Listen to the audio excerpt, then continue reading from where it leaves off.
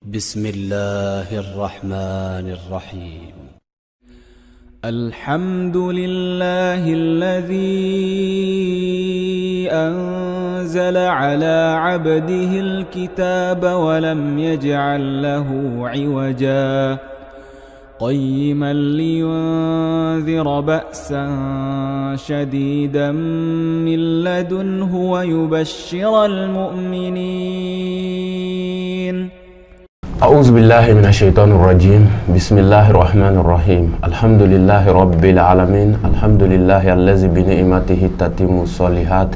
الحمد لله حمدا كثيرا طيبا مباركا فيه. إن الله وملائكته يصلون على النبي يا أيها الذين آمنوا صلوا عليه وسلموا تسليما كثيرا. اللهم صل على محمد وعلى آل محمد وسلم. إن الله وملائكته يصلون على النبي يا أيها الذين آمنوا صلوا عليه وسلموا تسليما كثيرا. ربي زدنا علما نافعا. وبعد أيها المسلمون والمسلمات السلام عليكم ورحمة الله وبركاته. Alhamdulillah Islamé jama lajal ke jakulu lamel ke jakulu che ani muso demse ani mabakoro malikono ani malikoka ame aw befu ko be wala nyimando chesirni jijala amunu me kanaje okum konna na ame alafu ame ala barkada ame ala wala nyimando la hala bela jeneka ali masabala subhanahu wa ta'ala de ko kona fu ka barkada ka wala nyimando ka be do faranga nema ka o temene ko be nema ni kishinin barkani chamamu ina Allah subhanahu wa ta'ala fe ako ke kira kundiki kan ne Muhammadu de sallallahu alaihi wasallam Muhammadu mini salla ka shenkili ala na ka meleko de soli ka shenta ami Allah subhanahu wa ta'ala dili aga nema ni kisi ni barka chama jidi kira ka naka so dungo naka sahaba ni mani mama tukuna la fa sal kiyama jodoma okum konna ina fa ote dina tukun na baga jemu ka mandi kene ka jemu ka mi na ote dina ya ka nan ka mako don baga ka kene don baga ka kene jemu ka mi doga kuni doga ko mi don baga do wele ni ngana nga sijo noroma banka biana nga ustaz ba na balma ke na nga kramo ke ba na ote ma do wele o RTM sijo noroma ban ngoro tele nyata sijo noroma ba kono Sherif la sijo noroma ban ngono foka se DMS TV sijo noroma ban ka no al ustaz al Hasan Ba. Allahu akbar ne mamme sungalo wala ndaw laje suntige kuma la RTM na foka se nyata TV Sherif lauma ka wala ndaw be teme don maga bado islamulog do alhamdulillah sifot fene karamo bado ame ala dilala ka barka do anashi la le ba mbulu koro wala nda belbele bala bene do abolo antena do ano ci aba to na jam fo temenen ko fe amina do nga mawdu kono ame srada ma inshallah. Assalamu alaikum. Wa alaikum salam wa rahmatullahi wa barakatuh. Amma fo أعوذ بالله من الشيطان الرجيم. بسم الله الرحمن الرحيم وصلى الله على محمد وآله وصحبه وسلم. اللهم صل على سيدنا محمد وآله وصحبه وسلم تسليما كثيرا. وبعد السلام عليكم ورحمة الله وبركاته. وعليكم السلام ورحمة الله. أستاذ دميا مي ألفو كالا ولي ماندون أدلي أفي أكان فرا أكا جون سانو كا جون نسيو بنورو أبولو بنورو أنيدو بنورو لاهرا دودو كفولي كي أن لمن بغا كيلينغلين بلا جلي أنا لاجي بغا كيلينغلين بلا جلي DMS TV كانوا بغا بلا جلي جمانا كونو أني جمانا كوكا منو تسان سرو جروكو نياي أوني أو بينو سرو نستيجو إن كونو أسبابو بلي بلي بورا أستاذ دميا لا نيوي أنكرا مو عبد العزيز ani ankara mwadino madu dumbiay afaye minke da wala mo wajulila ka ke sababu ya ala ta ko fe ka mo bo degun kono ka mo bo filis rawka ubla kanda sraka ni ala ka jey ambo fuli krengrente aka ka an faye ani anga chokro bay anga qudwa sanmaya anga ambe mamnu ladige abulu che bawla ambe ala del ya rabbi ala ka jurmu bela jele yafa amina wala ndami fo wala ndanya ala ka famudi an remo aw munu fana balambe ala ka famudi amo ka norodo makauna ka noro jigi anduskun kono kateme antlo fe kana duskuna ka barano ya ambe la jele ya rabbal alamin. Amin ya rabbi. Alhamdulillah wa kafa wassalatu wassalamu ala al mustafa balma DMS TV si norma ban la jël kay jaglu ci ani muso dem sani ma bakro ina fo ustaz al Hasan Ba boraka présenter aw yotugum na boraka foligan sanman di enfana kram wa fadilatu Sheikh Muhammad Dumbiya Malik Kishki ame ala delala ka barka do ani choroba man ci la ustaz al Hasan Ba kan maga bado abe ustaz Ba ga émission ame kosbe no yaga qur'ane kene tarata radio yini telame ala delala ka barka do ani ustaz Ba shila ustaz Ba kuma bi bolega de ga wala ndako yanambe do wala ndako no halsa ambe be ambe wati kerengente ali minuna ambora rajaba bora ka kodu biye sungalu mangono tli foloy ambe ala deli ala ka barka anye ala ka barka do sungalu mangono na anye ka barka do anga barawla ne bele mi rebe ko fenno sungalu e ala ka na anyuma yi kana anyuma soro ka musaka una ma una nogoya ustaz ne to Alassane Ba Alassane Modibo Ba anga wuli ka jow caman benim do dina la selim anu de sura no ko korbawla wa ala sona an bensima ka ke anga kula an tege ka di mo minu yi anjo aywa ka dege noni jogo nyuma jira na mo korbaw teero mi ami se ka dege noni wulu fana fe dina ko kumala ambe ala dili ala ka ni sawaba be ani walanda be nyona walanda into de ko turuku dawa adamade mi weleli ke kay mo ñogon wele ciogodi kata alam ustaz walanda bade do weleli kata alam namba weli anga jamana na ko wajuli ka kene sigi ala togola yasa ka jong ku hakli jigi ku sama ka se umam ka kene usigi ala kira togola yasa jong ala kira manton bi se ka ala kira kanu ka don cuko yamina ka kenek sigi lahara mangutu togola yasa mo bi se ka don cuko yamina ka aljenen nata aywa ka siranja ne menye ka kene sigi manyuma mun temena kuru ka kibaru fo mo ye mo ka nyebo ufe u ka sirainta siratal ladina an'amta alaihim ko sirainta o de be wele an fe an ko wajuli ni ye arabu ka jatemina be wele ko addawa wele li de do wele li mo ka don ka fo ko wele li wajibi blende ala kira sallallahu alaihi wasallam kira fen nana kira ka wajuli te ka kadi meta mikro sigi de kira jaku ya lindo aka wajuli de Allahu akbar kira mangutu tambe kira ula o mangutu tamba nga soro mo wala minte kira yi o mangutu la bele do yi ko kira mo wajibi do nabi nyuma mo wajibi do ka wajuli organiser o lala maso nabi nyuma mun meni barake ala wi a barake minen fana dum ka jugo do ula olu talen ko fe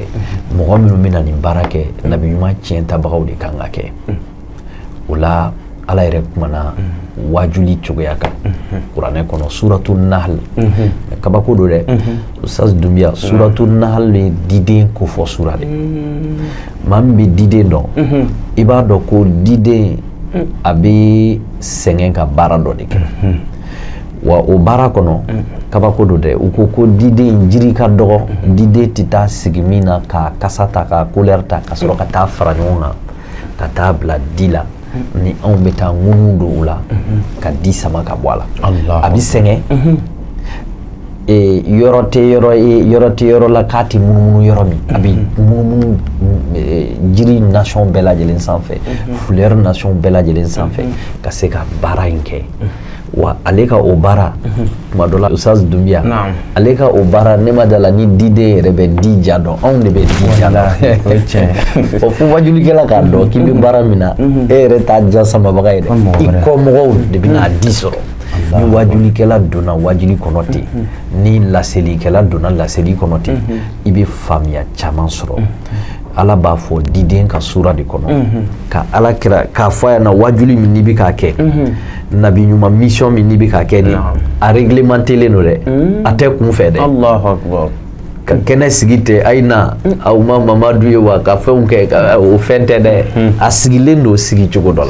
la ba'da a'udhu billahi minash shaitanir rajim bismillahir rahmanir rahim ala b'a fɔ suratul nahl aya 120 na Surat des fourmis, verset 125. Bismillahir Rahmanir Rahim. Ud'u ila sabili rabbika bil hikmati wal maw'izati al hasanati wajadilhum billati hiya ahsan. Allahu akbar Allah. Inna rabbaka a'lamu biman dhalla an sabilihi wa huwa a'lamu bil muhtadin. Allahu akbar. Muhammadu weleli kɛ ka taa i ma ka siram ja Muhammadu ye sira jirala yɛrɛ de wa wajulikɛla f'i k'a dɔn k'e ye sira jirala de wa e yɛrɛ mago bɛ sira in tali la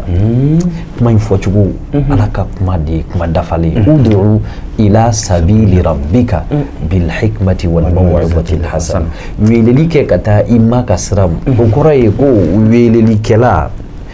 mangutu dɔw kan ka k'i la Allahu akbar i bɛ minnu wele olu fana sharati dɔw kan ka k'o la yaasa weleli in ka ɲɛ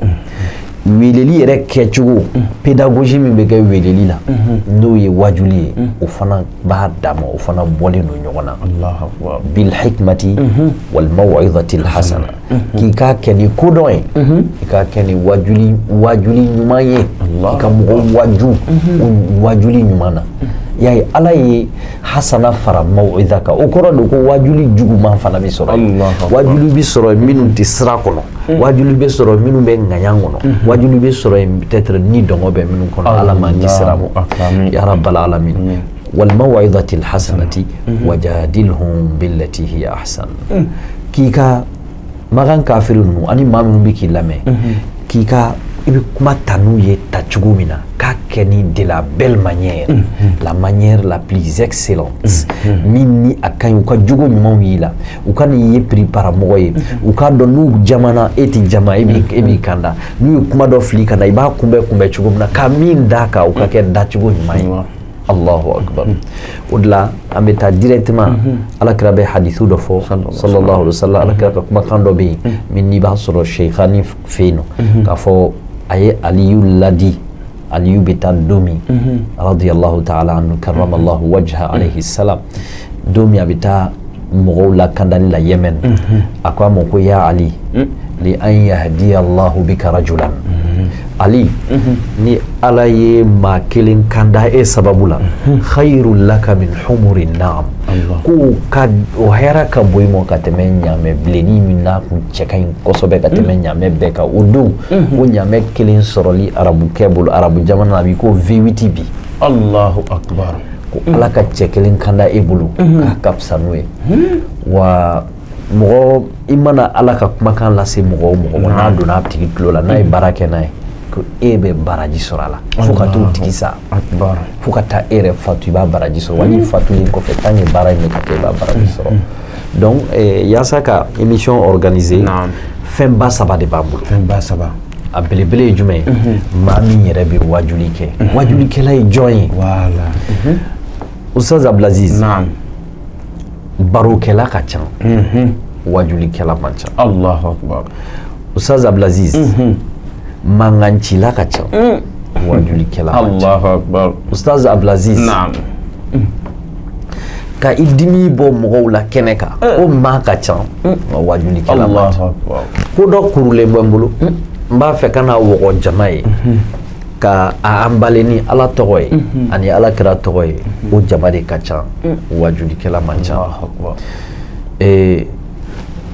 kuma dɔ bɛ yen a fɔli ka gɛlɛn tɛgɛ bɛn kɔ an ka wajulikɛlaw ye an ye maa dɔw sɔrɔ an ye mɔgɔkɔrɔba dɔw sɔrɔ ni jamana in kan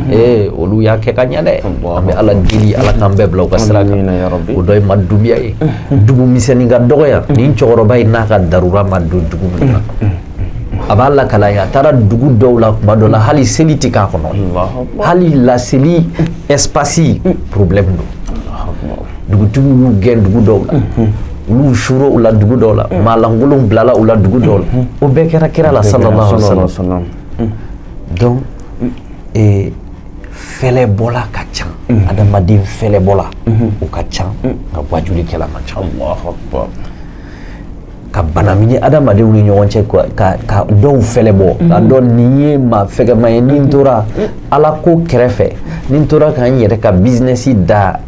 Ala ko kɛrɛfɛ k'an bale ka yira n na a bɛna tugun kɔ a bɛ munumunu n b'a don n ka jɔ kɔnɔ n b'a don kaman kɔrɔ ni Ala tɔgɔ ye ni Ala kira tɔgɔ ye o ka ca wajulikɛla man ca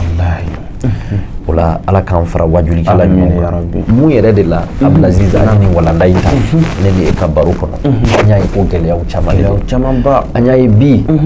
dɔnni tɛ ne na dɛ ne tɛ wajulikɛla ɲuman yɛrɛ ye peut-être mais n b'a ɲini n ka fara a ɲumanw kan an y'a ye jamana kɔnɔ mɔgɔ caman de ye micro ta est-ce que ni micro tali ka kan mɔgɔ caman de ye kɛnɛ sigi n tɛgɛ bɛ n kɔ est-ce que ni kɛnɛ sigili ka kan wajuli sharati folo min b'a bɛɛ sanfɛ o ye e min bi weleli kɛ ka taa Ala ma a ka sɔrɔ e yɛrɛ ye sira in ta o ye sira belebele o de la Ali y'o de fɔ Alakira sallallahu alaihi wasallam k'i ka laɲini ka kɛ mɔgɔ Alakira y'o de fɔ Ali ye ka laɲini ka kɛ jama samani ye ka se Ala ma tant que ŋaniya ma jɛya wajuli la i ka wajuli bi kɛ problème ye Allahu Akbar ŋaniya kan ka kɛ commerçant bi fɛ a ka minɛn ka san cogo min sugu la c'est-à-dire que bɛɛ lajɛlen bɛ fɛ i ka succès ka sɔrɔ i ye min da i ko i taara n'a ye sugu la bɛɛ ka san cogo min wajulikɛla ŋaniya ka kɛ ne ni maaw ma bɛnna n'a tɛ Ala dɔn a bɛɛ ka sama ka bɔ sitanɛ bolo ka taa Alahu Taala bolo o ti ɲɛ fo wajulikɛla yɛrɛ ka kɛ i hakili b'i yɛrɛ la parce que wajulikɛla ale yɛrɛ bɛ se ka bin a bɛ se ka talo a bɛ se ka ayiwa trɛntɛ a bɛ se ka ko bɛ se ka ɲagami a yɛrɛ bolo ale de kan ka kɛ mɔgɔ ye mɔgɔ min hakili b'a yɛrɛ la fɔlɔ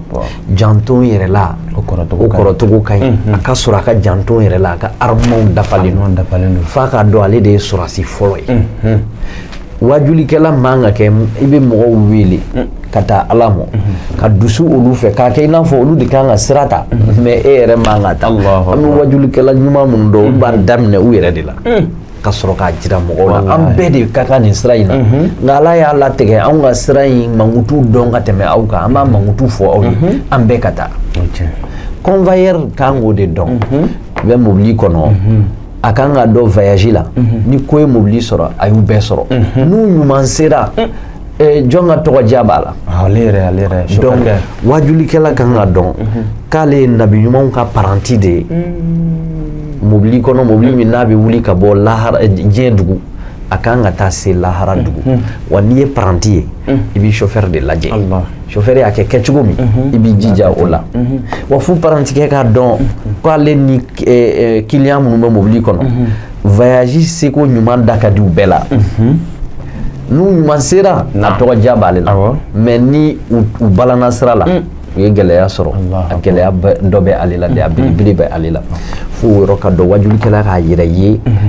ko in yɛrɛ kɔnɔ o de la an ye kuma ta yɔrɔ min wajulikɛla yɛrɛ mankutu fɔlɔ-fɔlɔ ye a ka ŋaniya de jɛya ni wulikun ye jumɛn ye Ustaz a fɔ ka gɛlɛn dɛ mais bi a yera k'a fɔ mɔgɔ dɔ wulikun ye jama ka bila n kɔfɛ an tɛ kɛ ban kɔ bɛɛ lajɛlen an tɛ mɔgɔ si ŋaniya juger mais jɔn ka baara kɛcogo a bi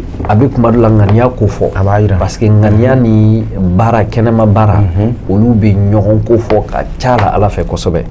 donc ni mɔgɔ min wulikun kɛra Ala ye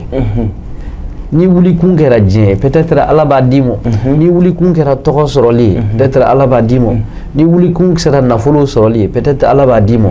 mais niyɔrɔba min b'i ye lahara wallahi ni jɔn wulila fɛn wɛrɛ ye min t'o ye i niyɔrɔ bɛ dɔgɔya o la kosɛbɛ o la wajulikɛla ni wulikunba a wulikunba yɛrɛ kan ka k'o ye Ustaz fo an ka dɔn nin yɔrɔ in fana na wallahi wajulikɛla dɔw bɛ se ka kɛ ŋaniya ka ɲi a wuli cogo ɲɛna mais a kana k'a kɔnɔ ko sitanɛ b'ale yɛrɛ to yen dɛ wallahi sitanɛ taara munumunu wajulikɛla caman ɲɛ k'u ŋaniya minɛ u la ka fichier wɛrɛw d'u ma ko nin minɛ k'a yɛrɛ jiru la ka diɲɛ jiru la ka diɲɛ so yɔrɔ ɲumanw yɔrɔ ka diɲɛ mobili ɲumanw yɔrɔ ka diɲɛ dagabana tɔgɔw ni ayi voyage baw ni daraja yiraw la u tun bɛ sira min kan n'o ye Ala ko sira ye u jɛngɛnna ka tugu sitanɛ kɔ mais hali n'a sɔrɔ Ala tɔgɔ b'u da Alakira tɔgɔ b'u da sallallahu alaihi wasallam kuma in fɔ man di sabula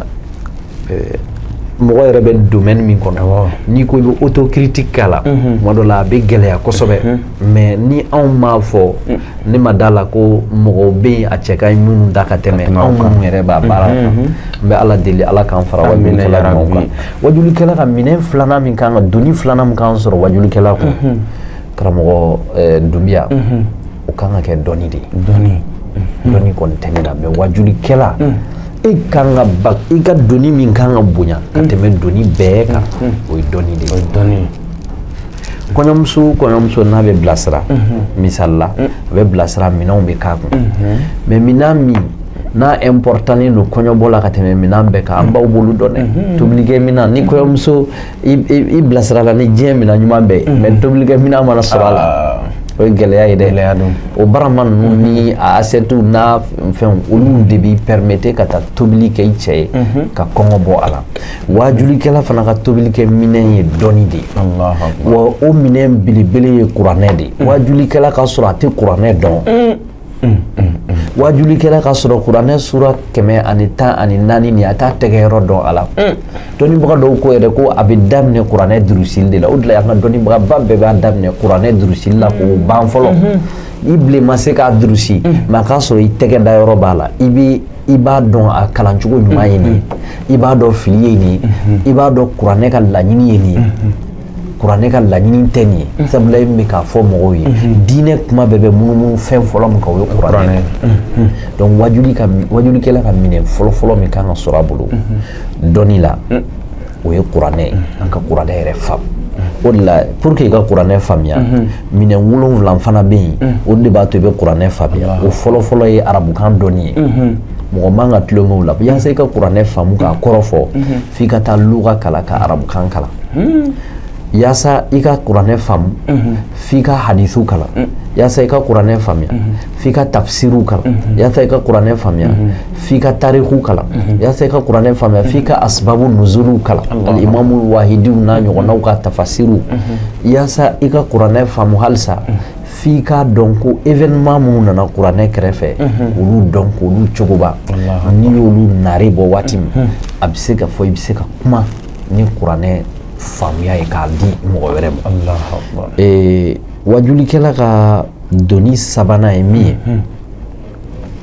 wajulikɛla kan k'a dɔn a bɛ jama min na jama in qualité ye jumɛn ye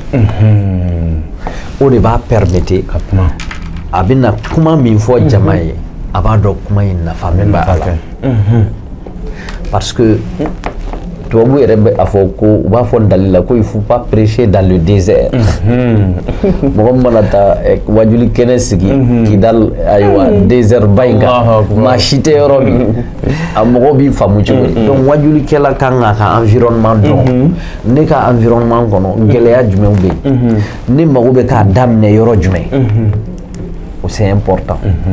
wajulikɛla ka minɛn 4nan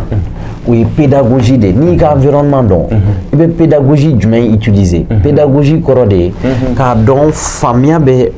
ala ko faamuya filɛ mais minɛn jumɛn bɛ yen n b'a bila minɛn jumɛn kɔnɔ ka d'u ma parce que mɔgɔ min don kuma don diinɛ na ani mɔgɔ min donna san 10 ani mɔgɔ min bangena kɔnɔ k'a mɛn a la olu ka faamu cogoya tɛ se ka kɛ kelen laɲini de bɛ kɛ dɔɔni k'a dɔn k'a fɔ ko yɛlɛma ji bɛ don kɔ la dɔɔni wajulikɛla min y'o faamu i ka pédagogie bɛ ɲɛ mais wajulikɛla min m'o faamu e ka pédagogie bɛ gɛlɛya tuma dɔ la i bɛ taa dɔnni finman sɔrɔ dɔ la dɔnni b'a la koyi kuranɛ durusilen don a kun hadithu b'a bolo bukhariw b'a bolo a bɛ arabukan fɔ ka ɲɛ mais n'a nana sigi jama kɔrɔ jama dɔnbaliya ani pédagogie sɔrɔbaliya la minɛn ɲuman b'ale bolo mais a t'a dɔn a b'a yɛlɛma cogo pédagogie de bɛ mɔgɔ dɛmɛ i ka dɔnni yɛlɛma k'a kɛ mɔgɔ wɛrɛ kun k'a suru mɔgɔ o de la professeur kilasiw kɔnɔ i bɛ taa sɔrɔ tableau kan a bɛ fɛ ka laɲini min di denmisɛnninw ma a ka kalandenw ma a ti bɔ n'a bɛɛ ye yɔrɔnin kelen a b'a dɔn bila tuma dɔ la ka kalandenw yɛrɛ ɲininka a ye nin faamuya a b'i to yen ka 2nan fara u kun ka 3nan fara u kun ka dɔɔni fara fo u b'a dɔn ko nin bɛ ka kuma anw minnu fɛ a bɛ ka kuma an fɛ n'an yɛrɛ ka faamuya ye a bɛ fɔ o de ma ko les astuces pédagogiques les outils pédagogiques technique pédagogique fo ka sɔrɔ wajulikɛla la Allahu Akbar n bɛ misali di ma an balima an ka wajulikɛla cɛkɔrɔba dɔ y'a lakali an ye o Bamakɔ misiriba kelen kɔnɔ kamalennin dɔ nana a nana wajuli kɛ wajuli ɲumanba mais wajuli ale tun bɛ fɛ ka kuma jogo tolilen min kan n'a b'an ka jamana kɔnɔ n'a bɛ sɔrɔ diɲɛ jamana caman kɔnɔ aw ka hakɛ to n'o ye tulonkɛ ye ani jɛnɛya ye ale ala minɛ a faw bɛ kɛnɛ kan ye a kɔrɔw bɛ kɛnɛ kan ye ka taa wajuli introduction daminɛ ko mɔgɔw ko maa min ma deli ka nin ko kɛ k'o k'i tɛgɛ kɔrɔ Allahu Akbar subhanallah peut-être que wala ndam babulu wala ndanye wala ndanyumai wallahi a fo chugo kan Qur'an ayam bada mais pédagogie mi utiliser amanye o ko ka yere ki tega korota ka micro bla Allah donc wajuli bora wajuli kan kun kono a kɛra défi ale bulu parce que ay pédagogie mi ta pédagogie manye wajuli kela manga défi lancé ani a lamɛnbagaw ni ɲɔgɔn cɛ o ye fili ba de u ye fɛn tamasiyɛn tan fɔ tamasiyɛn tan foti tan a foti tan n'olu bɔra i ka wajuli la ko note bɛ se ka d'i ma 10 bɛ se ka d'i ma sur 20 ko yɛrɛ tɛ 20 sur 20 fɛn tan an bɛna don olu de la parce que n b'a dɔn i ka waati bolila ka ban fɛn tan wajulikɛla ɲuman ka pédagogie kɔnɔ i kan ka fɛn tan minnu lajɛ Allahu akbar y'a dɔn a fɔra ala jɔnba ninnu caman n'u ta wajuli la yan'u bɛ taa u bɛ rakan 2 seli wallahi an ka cɛkɔrɔba dɔ y'a fɔ an ye a taa o taa n'a bɛ taa wajuli n'u y'a wele u bɛ rakan 2 seli so kɔnɔ ka i kanto ala ma ala ne bɛna taa baara min na ne ka baara tɛ nabi ɲumanw ka baara de don mais nabi ɲuman tɛ dugukolo kan u taara ka baara in to an bolo ala ne ŋaniya hali n'a ma ɲɛ ala ne ŋaniya jɛya ala ne bɛ ka sara de kɔ a b'o duwawu de kɛ a ɲɛ bɛ fa ji la a bɛ sɔrɔ ka bɔ ka n'i jɔ jama ɲɛ kɔrɔ wajulikɛla kan k'a dɔn ko e bɛ k'a bɔ i da kɔnɔ mais a transmetbaga la transmission du message o ye ala yɛrɛ de wa plus i b'a bɔ dusukun na ala b'a ta k'a bɔ mɔgɔw tulo kɔnɔ ka taa jigin dusukun na wajulikɛla min ka wajuli bɛ ka bɔ a nɛn dɔrɔn na o bɛ da mɔgɔw tulo de la a tɛ jigin dusukun kɔnɔ Allahu akbar nka wajulikɛla min ka wajuli bɛ ka bɔ dusukun na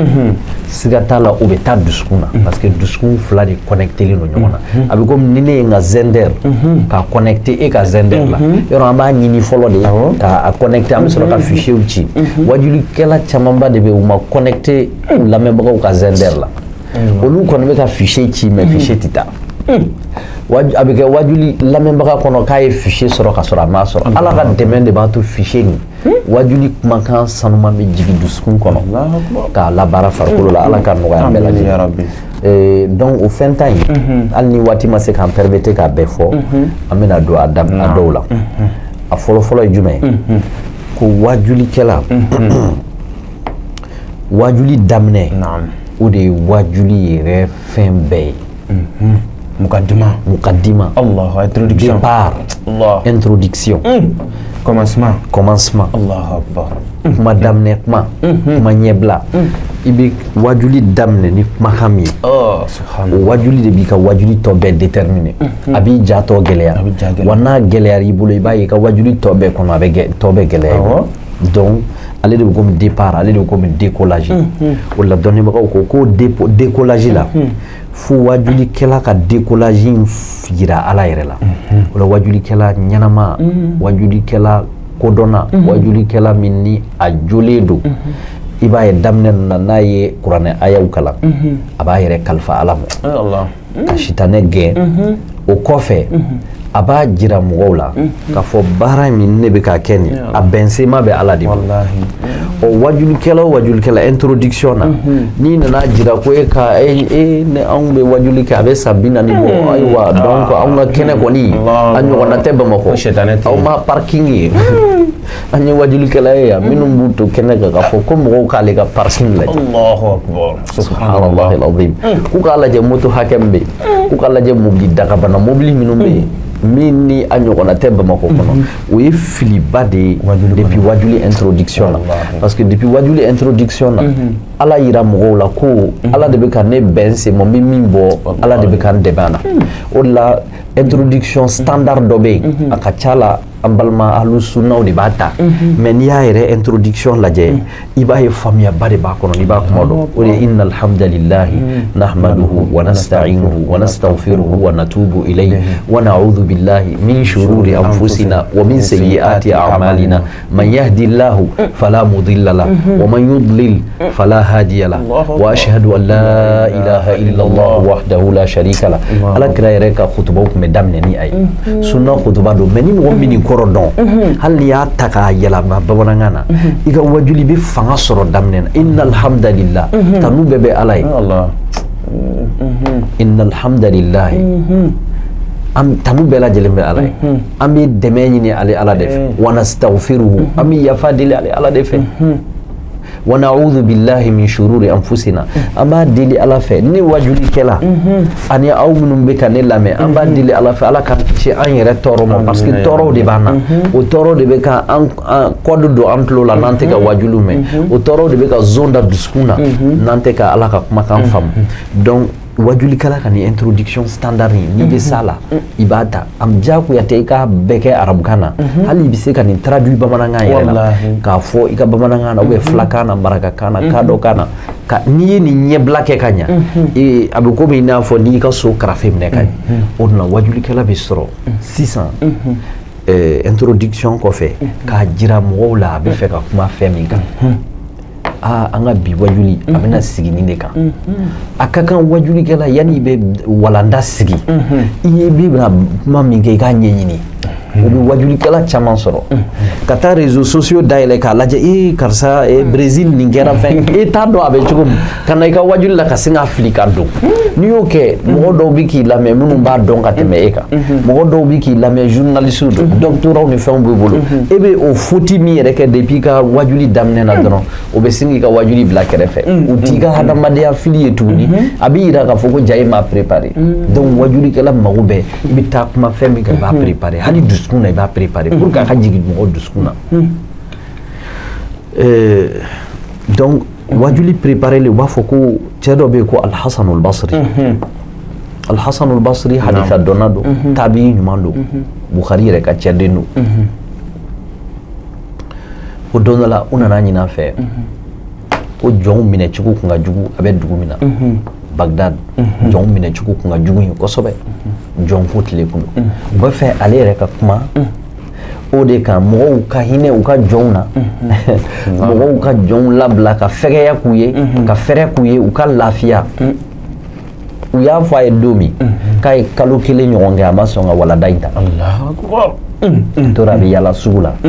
abi jon mine chugula je mo bulu abita Traoré la misalla abita Jalula abita Bala abita Jarala aballa jewlu kala hala uka barakela bu bulo chugodi ayo faranyo ngako note Allahu akbar atlala chugini subhanallah ori banga introduction fem fana kono wajuli kela kanga pratique bla théorie nye ni pratique bla théorie nye ko ibi mo wajuye pratique ye ni nana ni théorie de Robinson al-Hasan al-Basri rahmatullahi alayhi kuko ayreta rasulullah ka Johnson abna kuma walanda minka atara Johnson sugula odun jonkotle do jonkotle monne do no nonte amere kumbe kantela kan fanela kan umne uka ubla anga barawla mem ako fegera al-Hasan al-Basri tara Baghdad sugula Johnson asani anana ala remne so mi babulo na bitano e madola chiu ni feuna abi jonge yelewka ale reba da juru mo ko alba min ya anabi taba bi tege da kana ube baruka bu tege chinyon tege ay barrière bo ay rani jonche kamine chugo nyuma yira ko fe ka soro kata juma do la kata wajulike mo ba ko ke abe kashira be ni sara wi barange aya do ko pédagogie do be baral wajuli tetron kana awu aketa subhanallah baranye baragelen badi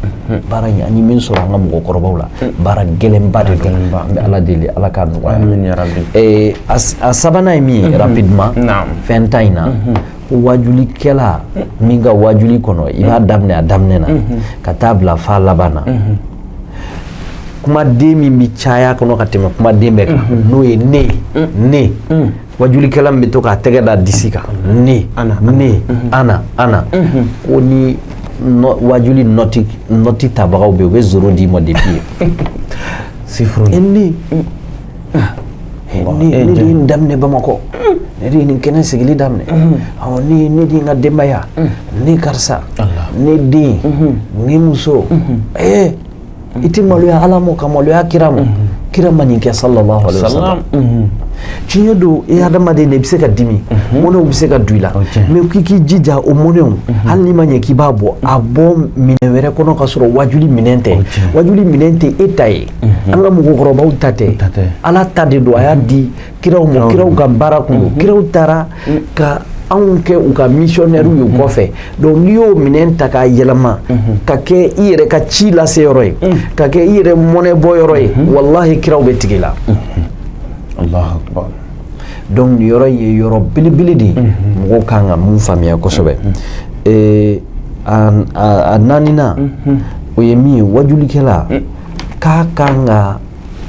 kuma o kuma bɛ na ni ale yɛrɛ de tanuni ye wajuli kɔnɔ k'a k'o ye k'o to yen Allahu Akbar. kuma o kuma bɛ bɔ sengolaya yirali la ale yɛrɛ ka baaraw la ne de ye karisa bila ka taa États-Unis ne de ye nin baara in kɛ ne de ye nin kɛ ne de ye muso furu ka di nin ma an y'an to misiri kɔnɔ ko ne de ye gardien ta ka taa n'a ye Maka ke e to wajuli kɔnɔ o fɛn o fɛn n'a bɛ na ni wasobantiya ni fɛn k'i k'o sama ka bɔ a to tɔw k'a fɔ to a ka mɛn mɔgɔ wɛrɛ da a man ka mɛn e da wajulikɛla kan o bɛɛ lajɛlen o kɔlɔsi kosɛbɛ wajulikɛla k'a kan k'i jija cogo bɛɛ la nata kana y'a ka wajuli la ka i to wajuli la mɔgɔ dɔ bɛ dugu ma se b'o ye milliardaire don a bɛ taa ni maaw ye heji la a bɛ mobili san ka di mɔgɔw ma kuma o kuma e ka wajuli de bɛ ɲɛsin o kelen mɔ ka dɔw to yen Jawara ka ɲi dɛ k'i to wajuli la Sila mashallah ne b'a dɔn a ye tɔw lata a bɛna taa ni ne yɛrɛ ye k'e to wajuli la n'i y'o kɛ a b'i ka wajuli tiɲɛ kana sɔn nata ka ye wajuli kɔnɔ wajulikɛla k'i k'i jija siran kana y'a kɔnɔ a man ka ye ko wajulikɛla yilan-yilannen don mɔgɔ bɛ jama la a bɛ ka siran min ɲɛ n'o kɛra a bɛ jouer i ka wajuli kan ninnu ye walandabaw de ye walanda minnu ni wajulikɛlaw kan k'u hakili to a la kosɛbɛ an tun bɛ fɛ ka yɔrɔ min fɔ ka datugu wajulikɛla kan ka fɛn bɛɛ kɛ k'a yira wajuli n'a bɛ datugu wajulikɛla kan ka yira cogo bɛɛ la n'i bɛ wajuli datugu waati min nin kumakan ninnu tɛ ne ka kumakan ye dɛ wajulikɛla kan ka fɛɛrɛ bɛɛ kɛ a ka dɔn kuma laban yan fan na baro fɛn fɛn kɛra n ta tɛ baro ninnu ne y'a ta yɔrɔ min i b'o fɔ n'o se ma k'i ye i b'a fɔ n y'a mɛn dɔnnibagaw da an y'a mɛn Madumbuya ninnu da an y'a mɛn Sumayila Daramew da an y'a mɛn karisa da an y'a mɛn Abdulaziz Dumbiyaw da Abdulaziz Jirew da e t'a sɔrɔ k'a bɔ kitabu kɔnɔ mais i y'a bɔ mun da n'i y'olu fɔ olu n'a y'a sɔrɔ ale y'o fɔ o tigi y'o fɔ o b'u wasa kɛ n'o sabatira Alakira la k'o tigi y'o fɔ fili kun tɛ lahara o b'o baraji sɔrɔ n'o de kun ye fili kɛ e ale tɔgɔ di ka ban e y'i yɛrɛ bɔ wallahi o tiɲɛ mais wajulikɛla man ka sɔn ka kuma in bɛɛ datugu ka kɛ i n'a fɔ ale yɛrɛ de y'a fɔ o ye fɛn ye mun ni a cɛ ka jugu kosɛbɛ wajulikɛla u ko a 6nan 7nan wajulikɛla wajuli laban yan fan na wajulikɛla kan ka jira a lamɛnbagaw la k'a fɔ ko fili bɛ se k'ale sɔrɔ kumakanw na ni fili ye mɛn an sɔrɔ o bɔra sitanɛ na fa in sawaban fa min Allah ni sababu do a bɔra Ala yɔrɔ mais n'a bɔra ni fili min sɔrɔ o bɔra ale ni sitanɛ na wajulikɛla ɲuman bɛ kuma datugu ni nin datugula ye a 7nan na 8nan na siran kan ka ye wajulikɛla ɲɛ ka waati min na a bɛ wajuli kɛ mais ka wajulikɛla yɛrɛ ɲɛ ja Ala la ale bɛ ka Ala yira mais ale yɛrɛ ɲɛ ja bɛ ka tɛmɛ maa nation bɛɛ ka Ala ko la o man ka ye wajulikɛla la o de la an ka fɔlɔ mɔgɔkɔrɔba ninnu tun bɛ se sujet dɔw ma e bɛ sujet ta u yɛrɛ farikolo la farikolo b'a jira i b'a ye u tun bɛ kutuba kelen de kɛ an ka jamana in na o kutuba kelen ye jumɛn ye ad-dunya daru man la dara lahu daru ghururin wa daru fana'in a b'o kutuba kalan mais i b'a ye alimami yɛrɛ bɛ kasi f'a bɛ dɛsɛ parce que a b'a dɔn fɛn min bɛ kutuba in kɔrɔ la a bɛ kutuba kɔrɔ ani ale yɛrɛ ka nimisa ani ale yɛrɛ ka majigi tadaru k'o yira Ala la a kana kɛ mɔgɔ dɔw kɔnɔ ko alimami bɛ kasili min kɛ i n'a fɔ kuma dɔ la Ala ka yafa n ma kodɔnbali dɔw b'a bila minɛn min kɔnɔ i b'a sɔrɔ nin ye kojugu dɔ kɛ a bɛ ka nimisa o la kabini a denmisɛnnin ma e m'a faamu tadarru'u de do tadarru'u kɔrɔ de a bɛ ka wajuli kumakan fɔ waati tellement que a dalen don a la ko ala kira y'a fɔ tellement que a dalen don a la ko nin kumakan ye kumakan sanuya ka bɔ ala yɔrɔ a bɛ k'a yira ala la ala ni ninnu y'a faamu o de ka di ne mais n'u m'a faamu ni dɛsɛlen de don a ka di ne a ka k'e ta ye o de bɛ sentiment ani émotion nana fo kuma dɔ la a bɛ dɛsɛ nin kumakan damadɔw de tun b'an bolo ka fɔ wajuli ko kɔnɔ ni ɲininkali min b'i bolo inshallah an bɛ se ko ni maa min ma se k'a fɔ kuranɛ ko tan hadisa ko tan nɔgɔ bɛ se k'a fɔ an y'a minɛ dɔnnibaga karisa da yalima n'o dɔnnibaga karisa nin y'a fɔ Benzema don yalima o bɛ se ka fɔ kuma kɔnɔ wa i n'a fɔ y'a fɔ cogo min na ni maa min ma se ka kuranɛ a y'a dɔ di n'a ye dɔnnibaga dɔ la ma ka boli n'o nɛnkun ye o bɛ bɛn yan o bɛ bɛn o de la a ka kan wajulikɛla ka présentation dɔ di depuis wajuli daminɛ parce que wajulikɛla wajulikɛlaw ka dotation tɛ kelen ye i n'a fɔ école yɛrɛ la kalandenw ka niveau tɛ kelen cogo dɔ bɛ DEF niveau de b'ale la dɔ bɛ bac niveau b'a la dɔ bɛ niveau universitaire b'a la donc wajulikɛla i bɛ kuma ka bɛn i yɛrɛ ka niveau ma ni kuma o kuma bɛ bɔ a la min t'e ka niveau ye a sama i k'a di n y'a mɛn karisa de da o bɛ bɛn wa hali hadisa kelen n'i y'a mɛn i bɛ se ka wajuli kɛ ka dan o kelen ma ka sɔrɔ e ma don ko wɛrɛ kɔnɔ i ka hadisa kelen o ta i k'a fɔ mɔgɔw ye mais i bɛ taa don mun na janaba ko la i t'a ɲɛ dɔn i t'a don fiqhu ko la i t'a ɲɛ dɔn i bɛ taa don tiɲɛ tila la e b'o mun dɔn o la i bɛ taa don kira n'a ka sebaw kira ka sebaw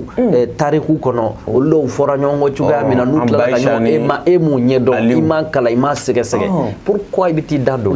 la donc o ye fɛn de ye fɛn min n'a cɛ ka jugu a b'i ko bi mɔgɔ k'a fɔ k'ale bɛ dɔgɔtɔrɔya kɛ ka sɔrɔ i m'a kalan kɛ i m'a sɛbɛn sɔrɔ o tigilamɔgɔ ɲara a bɛ mɔgɔw furakɛ de wa a bɛ mɔgɔw faa de wa wajulikɛla caman bɛ yen yanni u ka dusukun furakɛ tuma dɔ la u bɛ dusukun ta o jogi o n'o cɛ ka jugu kosɛbɛ ala ka hinɛ an na ala ka yafa ma ala k'an fara a ɲumanw kan ala k'an fara a ɲumanw kan walahi an ka laɲini tɛ Ustaz Dunbiya k'a fɔ ko ka mɔgɔw jɔn wajulikɛlaw la laɲini to yen laɲini an bɛ waati min kɔnɔ waati in sɛgɛsɛgɛli ka dɔn mɔgɔw k'a dɔn k'a fɔ ko adamadenw wajulikɛlaw yɛrɛ ka préparation tɛ kelen de donc tiɲɛ yɛrɛ la a ka kan mɔgɔ bɛ ala ni ala kira de f'i ye ka i sama ka lahara ko yiri la i ka tugu de kɔ mɔgɔ bɛ diɲɛ jiri la k'a yɛrɛ yiri la k'a ka denbaya de yiri la a ka ca la ala fɛ o tigilamɔgɔ n'a ma farati a bɛ taa sitanɛ ka sira fɛ ala ka hinɛ bɛɛ lajɛlen ala k'an ka taabaw la hinɛ ala k'an fara ala jɔn amina ya rabbi alhamdulillah wa kafa wa salatu wa salamu ala mustafa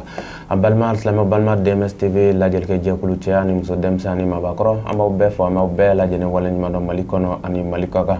an balimakɛ an'an ka ustazuba Ustaz Fadilatu Sheikh Alhasan Modibo Ba ale de tun bɛ an bolo Sifɔdi Mala kalanna don alhamdulillah radio unité wajulikɛla ba don a tafsirikɛla don ORTM wajulikɛla ba don sunkalo kɔnɔ tele ɲɛta wajulikɛla ba don Sherifila wajulikɛla ba don dɔnnibaga ba don an b'a fɔ ka barika da ala ka barika don a n'a si la ala ka hɛrɛ kɛ an n'a ye Ustaz Ba komi i yɛrɛ Ustaz Madu Dunbiya kanu cogo min na wagati laban na faru man d'a la i n'a fɔ i yɛrɛ b'a ka jahadu dɔn cogo min na bonyama segin foli ani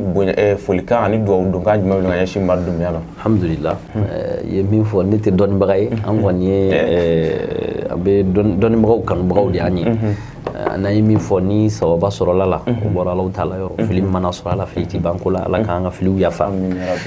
cɛkɔrɔba in a ka d'an ye an b'a ye depuis an ma misɛnman ka tɛmɛ nin hakɛ kan ne yɛrɛ ka cɛkɔrɔba kun y'a kanu kosɛbɛ a bɛ arajo la tuma bɛɛ lajɛlen na kabini Musa tilew la an bɛ a ka fɛnw mɛn fo ka taa se nin waati ninnu ma an bɛ ala deli farigan b'a la ala ka kɛnɛya di an na anw tɛ ninnu sara sɔrɔ wallahi ni mɔgɔ mɔgɔ ye Madu Dunbiya lajɛ ala ta kɔfɛ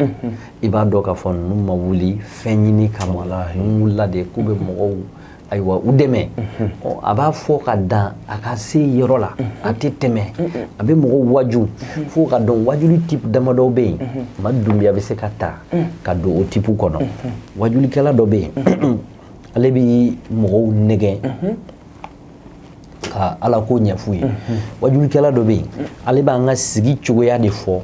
mɔgɔw ye ka détail di fa be ke mo kono ko wajul kala bolu ka so kono ma dumbiya kumana anaka darura ala darura mblaka na e detail di abe ki kono ko ay ni woni ni me mi awere tay abe luanse fo chugo dola wallahi ni be luanse kono ibado ka fo ko chere la ni choro bay ni detail be ni bulu abe furu kono muso bi kuma dola uni che uni nyon che ko aba fo chugo do donc ale ka fait société ko abe kuma ka atin na fiye ka fo ko kar sakota aywa sai ba kar sakota non abe do an yere ka société ko abi wajud la katla ka fi bi mina ka dabla wajuli type do be bagali o watu fana be wajuli type do be nege ni bela jini wajuli de meni bena jini na kero ana ke bagawdu abe do o ke choro bayi ya rabbal alamin alaka kenya de anna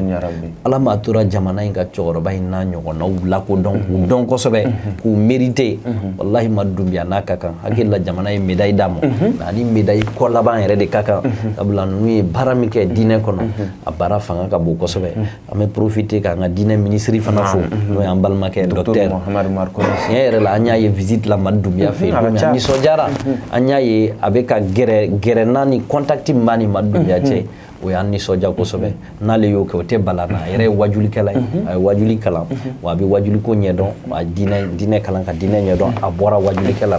wala me foli ke bela jelen ka deli ala fa nga wajuli kala fenfe be keneka ala ka bela jelen be sawabam fili mana soro muna ambe allah taala deli ala ka nga fili korijani nte se ka datugu fiu fo nga foli ke anfa anan karamugo nere ka chokroba alle an tegemne ambe tukako abnan jini ka aka kitabu mine anya yabe wajuli ke chugum wajuli methodologie no Cheikh Bouye Baye Cheikh Aba dinge folodo alhamdulillah be bulka sumgula ambe folikay awni wajuli ala abe wajuli ke chugumi ate mo doya ate mo buruja abina kana ala tafo ka ala kira tafo ka doni bilibili basoro be tariku kuma ufai anye bulka sumgula ya kumbe albidaya wa nihaya ka ta skabni adama madda fukata ala kira bange ka ala kira fatu ko mun bo ko fe ko bela jelenke san dama do ko na be mimba be santa ani ko ba dondoni bo anyi vraiment ni wajulu kelawi amed do ka ala ka blaka mizan ananga wajulu kela koroba bela jelen Ismail Dramé ka famille ay wajuli kala fenfe min tlo bena min tlo tenna nyemin to fo ma min to fo mo to fo an se ga befo émission na ko na me do ke bela jele ka do ke vraiment bela jele inshallah ala ka kenyawdi isu jire ka ta ngata fo aywa ablazi jire ka boya fo segu anga bilibile ame wajuli ame do kuye anga bilibile re no zamzami fana ya kesri dine kola wajuli kola me do kai ale ni mo ne de srainta ala ka ka nawe baranya inshallah ustaz bay biga numéro di maliko na ni maliko mega numéro me soro muna whatsapp la o 66 00223 ni be jamana ko ka 66 78 43 00 66 78 43 00 alhamdulillah rabbil alamin alhamdulillah hamdan kaseeran tayyiban mubarakan fi ambalma islam balma DMS TV la jel ke jegulu ci ani muso dem sani baba korom malikono ani malikoka ananga usazuba na balma ke ananga kramgo ke ba fadilatu Sheikh Al Hassan Modibo Ba ame ala delala ka barka do anashila aler kuma bulu koron mena dance ki ga bi émission mi nan ko ma ko don ma ko kene nani Ustaz Al Hassan Ba ga émission flana na la sonama amena émission flana sabana nan na ko sa se chama man ala ka jen amaji ni ala fe ala ko kaka ala ko solli ala Muhammad be dance ke bi émission abal ma ka na dingere kuno al Ustaz Abdul Aziz Mamadou Doumbia denke ala ka barka do ani chokoro man shila haza assalamu alaikum wa rahmatullahi ta'ala wa barakatuhu. بسم الله الرحمن الرحيم الحمد لله الذي أنزل على عبده الكتاب ولم يجعل له عوجا قيما لينذر بأسا شديدا من لدنه ويبشر المؤمنين